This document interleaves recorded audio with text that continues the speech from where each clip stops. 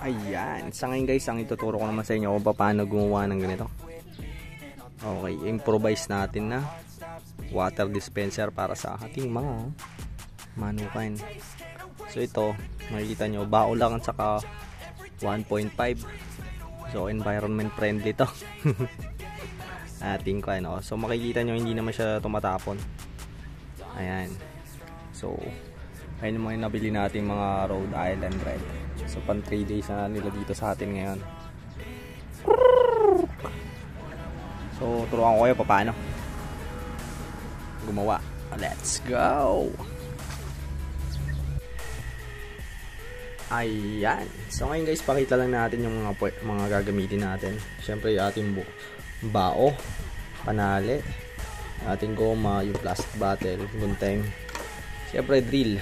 Pero kung wala kayong drill, pwede naman kung pambutas, kahit anong pambutas. Soldering iron. So ito, butasan lang natin to. Kaya tayo may electric drill. Oops, yeah.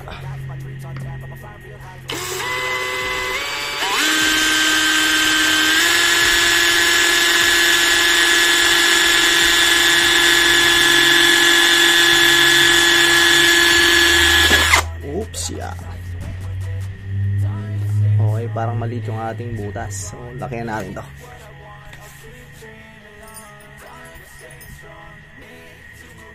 Okay, palitan natin ng drill bits yung ating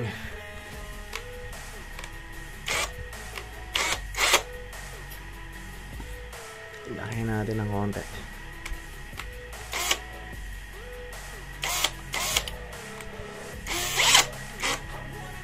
So ito oops, yeah.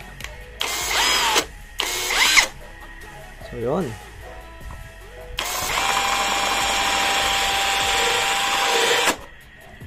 Yan. So ayan, may butas na. Para dyan yung lalabasan ng tubig natin. Okay. And then yung bao natin, butasan nyo lang din ng 3. So ito binutasan ko 3. 1, 2, and then 3. And then kasi doon natin ikakawit yan. Matigas kasi ito. Ang pinambutas lang din natin dyan, ito, drill. Okay, next naman natin ay etong goma. So itong goma, sukatin nyo na. Ayan. Yung anong tawag doon? Yung kakapit siya sa kuwan.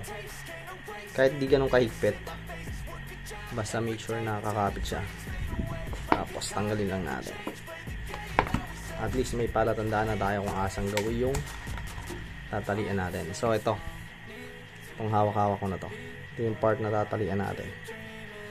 Nandito. So kulang tayong panali. Yan. Tapos kunteng.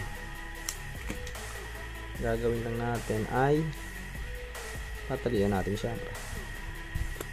So ang ginagawa ko dyan, isa-isa para hindi siya dumulas. Baka kasi dumulas eh. Ginagawa ko dyan na tali ay ganito. Tatalian ko muna isa. Ikot-ikutan ko lang. Ayan.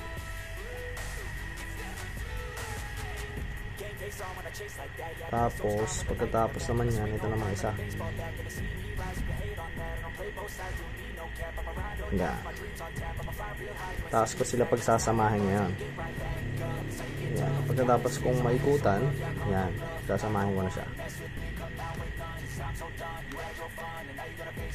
Ayan. Tapos sa gitna nila, ikutan ko rin to sa gitna nila para hanggang matibay. Oops.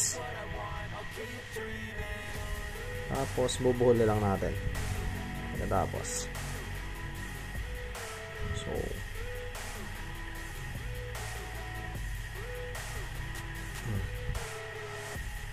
ayan. So pagkatapos ay ipitin lang natin. Next step natin, lagay natin sa bottle water. Ayan. Ganun lang ka basic. So kung may panali kayong iba, pwede naman. Kahit anong tali naman. Leteng, ganun. or kung anong pwede available sa inyo. Ayan. So goods na yan. So ngayon need natin ng 4 na magkaka. Okay, ang gagawin natin ngayon ay tatali tayo dito. Ito yung pambitin natin eh. Ayan. So tatali lang tayo. Ayan. Next naman natin ay tansyahin na lang natin. Ayan. Tansyahan lang naman to eh. Ito naman sa kabila.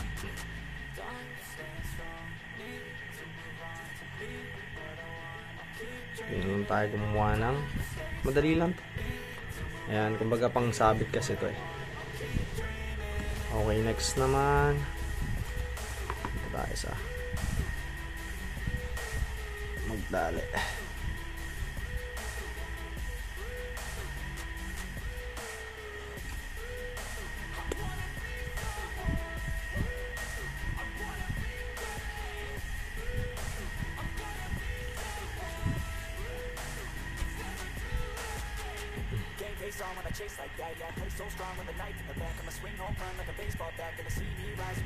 Check natin kung gaano kataas.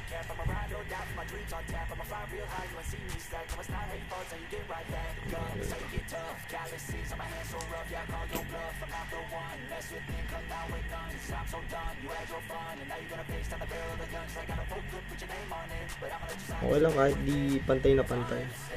Kasi mapapantay natin ito mamaya.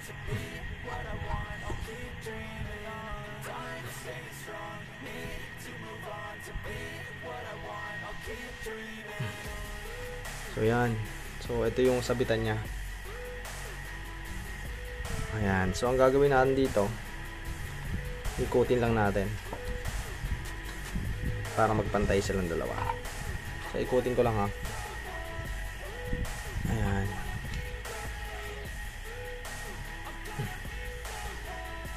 Yung purpose ng pag-iikot na yan para yan, para pantay yung pagkaka natin. Bubuhol lang natin ito ng isang beses. Kung gusto mo 2 beses, pwede naman. Ayan.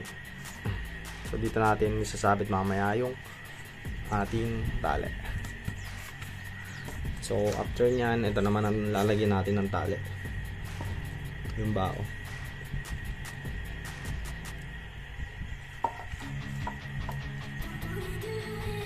Suot lang natin sa butas.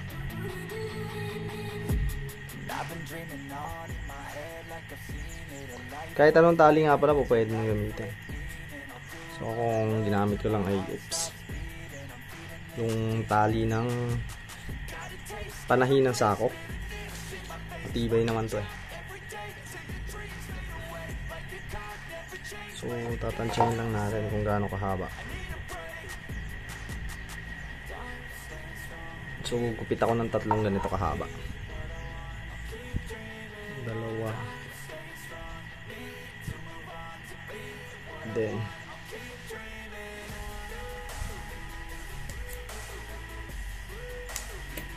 isa pa.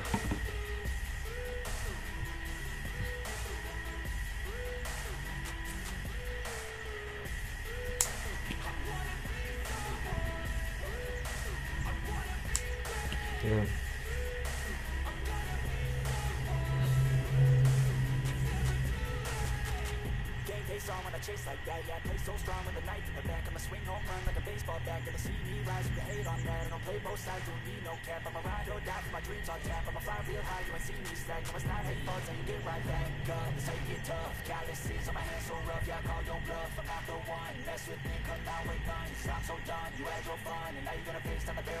Ayan.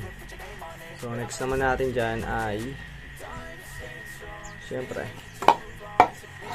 patayo natin na ganyan. Okay, isuot lang natin na ganyan sa ating mga ipit lang natin siya sa goma. So ganyan lang ginagawa natin.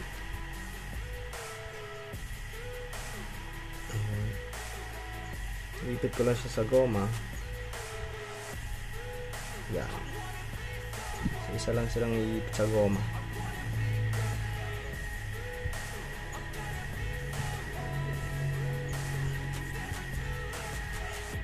Okay, and then last one.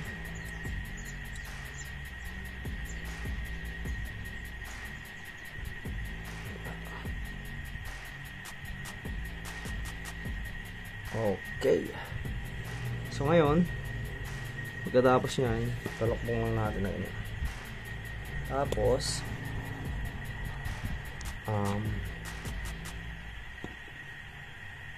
pwede na natin siyang sa may part na to.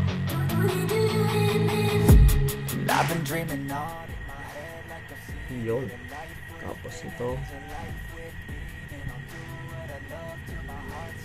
Ganun lang kasimple.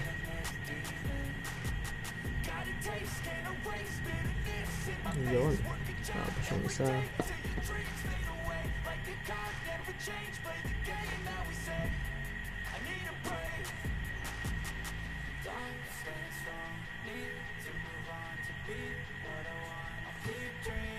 Ayun. So, try. Yung ginitin natin. Yun o. Ayan. So, kapag palagyan naman natin siya ng tubig ngayon. Ay, tsura. Let's go. So, yan. Maglagay na tayo ng tubig.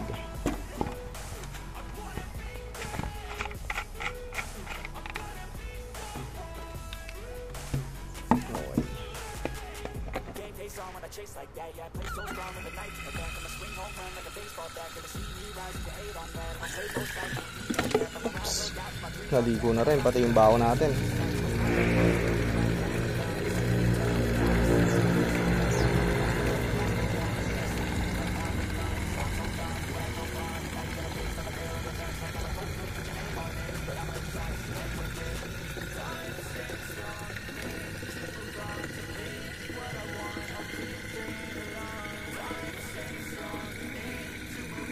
Tagal ah.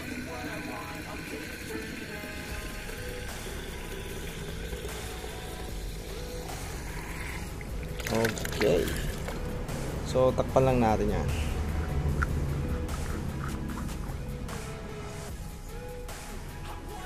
And then, lagyan natin to.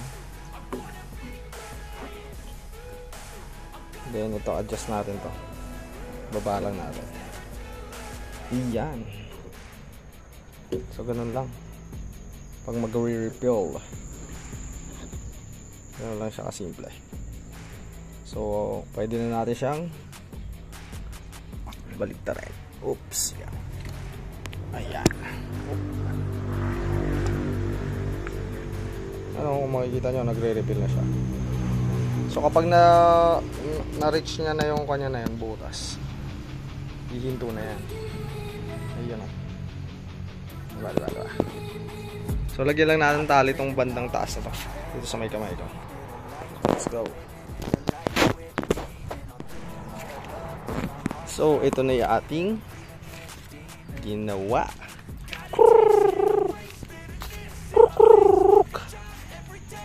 So, ito na yung water dispenser natin. So, pwede silang dalawa dito. Diba? Kakalong na yung ating kwan. So, isabit ko lang. Wala kasing taga-video eh. Wait. So, ayan na nga. Kung makikita nyo, goods na goods. So, nakahinto na siya. Okay, huminto na siya. Automatic yan magkawan pag may uminom na ating mga manok. May mga manok natin eh. So, yun lang. I hope na mayroon tayong natutunan. At sa may part na yan ay nakapag-kon tayo recycle ng mga bagay-bagay.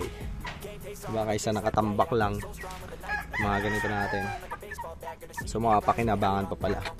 Kaysa bumili tayo ng mga ganito, yung mga water dispenser na nabibili natin sa Shopee, yung gano'n, no? Yung gano'n. Diba? Mas mag-improvise na lang tayo katulad nung mga 1.5 na gano'n. Gano'n lang din ang laman, no? Nasa 1.5 liters lang din siya. So yun, I hope you learned something new. I just want to say thank you and God bless.